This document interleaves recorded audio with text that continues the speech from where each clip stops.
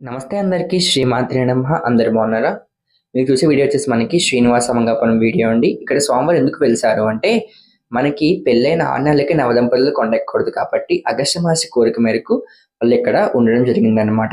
అంటే 6 నెలల పాటు ఇక్కడ ఉన్న తర్వాత వాళ్ళిద్దరూ కలిసి మన ఆనంద నిలయాన్ని చేరుకున్నారనమాట అండి.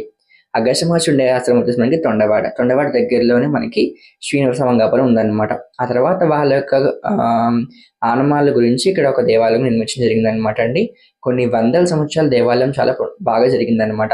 1540లో ఆలయం అంతా కూడా శిథిలమైపోవడం స్టార్ట్ అయిందనమాట.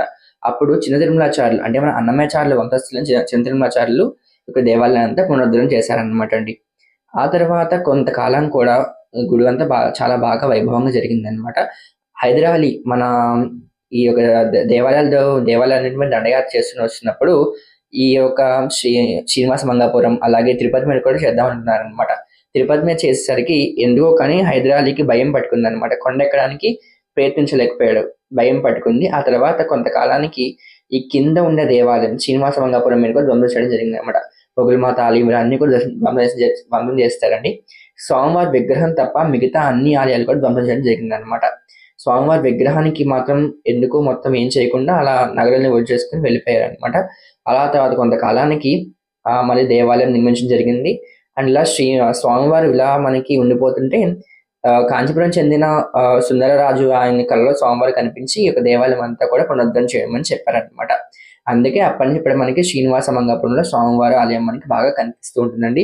ఎంతో వైభవపేతంగా ఈ యొక్క ఆలయ కార్యక్రమాలు జరుగుతూ ఉంటాయి. అండ్ టీటీడీ వాళ్ళు ఇప్పుడు దీన్ని వాళ్ళ ఒక దేవాలయ శాఖలో దీన్ని కూడా తీస్తున్నారనమాట.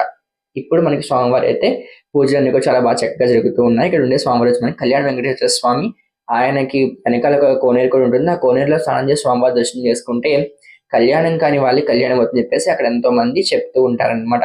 అసలు ఇదంతా మేము ఒక ప్యాకేజ్ రూపంలో వెళ్ళాము అనమాట అండి. తిరుపతిలో ఉన్నప్పుడు ఒక ప్యాకేజ్ రూపంలో వెళ్ళాము. అంటే మనకి ఒక ఛార్జ్ చేస్తూ ఉంటారు అనమాట. బస్ వాళ్ళు తీసుకెళ్తూ ఉంటారు. పద్మావతి టెంపుల్ వచ్చేసి అగస్త్య మహర్షి ఆశ్రమము, అలాగే అలిపిరి ఇవన్నీ కూడా మనకి గోవిందరాజ స్వామి దేవాలయం అన్నీ కూడా మనకి చూపిస్తూ ఉంటారన్నమాట ఆ ప్యాకేజీలో.